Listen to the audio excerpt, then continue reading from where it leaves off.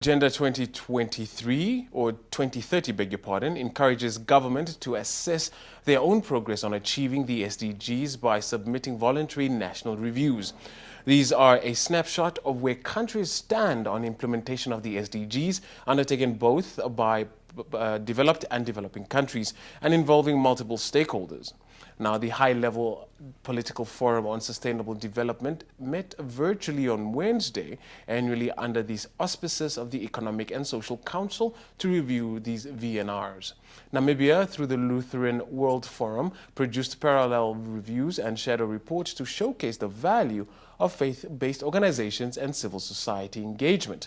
Now, joining us on Skype is Uhuru Dempers, Director Desk for Social Development, Evangelical Lutheran Church in the Republic of Namibia. Mr. Dempers, thank you very much for joining us. Good day. Good afternoon, and thank you for having me. Now, how was the Desk for Social Development of the ELSIN involved in the high-level political forum of UN that is reviewing the 17 Sustainable Development Goals of Agenda 2030? Yes, Namibia was reporting for the second time. The first report Namibia gave to the UN on the 17 Sustainable Development Goals and Agenda 2030 was, first one was in 2015. The second one is now in July 2021. The Lutheran World Federation invited Namibian churches also to participate in the high-level political forum to provide alternative inputs to the official report that was presented.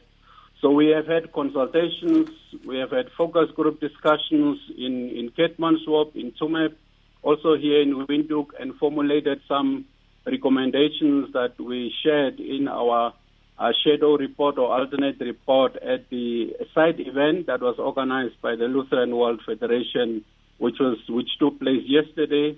And we gave a number of inputs there, especially on goals number 13 and 16.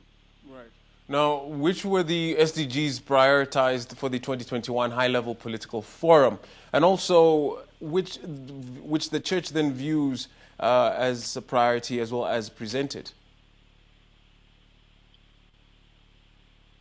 Yes, we, as indicated, we for Namibia, goals like ending poverty is very, very important. The recent Human Development Report indicates that almost 50% of Namibians are facing multidimensional poverty or are vulnerable to multidimensional poverty. We also know that in terms of goal of ending inequality, we are amongst the top 3 countries in the world most unequal in terms of income inequality. And also in terms of zero hunger, the goal for zero hunger, especially with the ongoing pandemic, there's a significant number. The Food and Agricultural Organization was talking about 45% of Namibians that don't have enough to eat. So those were the critical goals for us. But we also, in terms of climate change, goal 13, we're looking at the progress Namibia has made. Right. We commended Namibia for establishing the environmental fund, environmental investment fund, and for the policy and legal framework. But we were worried that the targets that were set for the emissions, greenhouse emissions, was too high for Namibia. We want to have 92%, and for us, that's very high. We think that our focus should be on adaptation and efforts to assist communities to build up their resilience to climate change. Right. Under Goal 16, we looked at the violence, situation of violence, especially gender-based violence, and the need to restore the law enforcement and other agencies to fight gender-based violence, and also strengthening our institutions so that they are able to maintain the rule of law and so on. So those were some of the issues that we focused on. Okay. Now, Uhuru, or rather, what is the way forward to monitor implementation of SDGs for churches as well as civil society organizations within the context of the COVID-19 pandemic? Yes, we realized that churches are not so actively involved.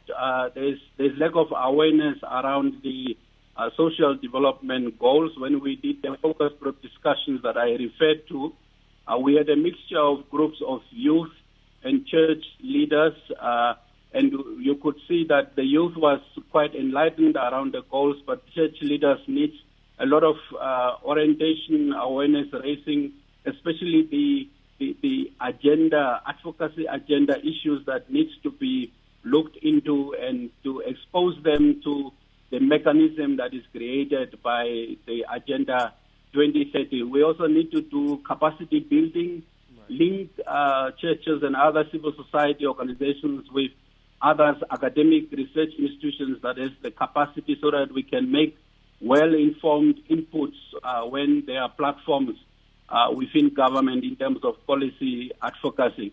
Also now with the devastating impact of the pandemic, we need to really seriously look at advocating with government for an urgent relief package to really help people to be able to cope with the devastating situation, especially of hunger, poverty, of joblessness. I listened to the response of the Prime Minister around the emergency income grant, whether it cannot be extended, and I didn't get a clear answer about how government is planning to help the most vulnerable, those that don't even have something to eat tonight before they go to bed. Right. What we need to get together with government to discuss some of those issues. Uhuru, before we let you go, what is, or rather lastly, what is the role of NGOs, specifically in this context, in churches, in driving the African development agenda in respect to Agenda 2063 as well as the SDGs? Yes, our role first has to be around policy advocacy, influencing progressive, people-centered policies. Secondly, we also know that government is sometimes lacking capacity in certain areas, so we can also step in and provide complementary services. But we also need to hold government accountable to implement the commitments that they are making at international platforms, but also here in terms of the local development plans. Right. Okay. Thank you very much, Uhuru Dempers, for that insight. Thanks for having me.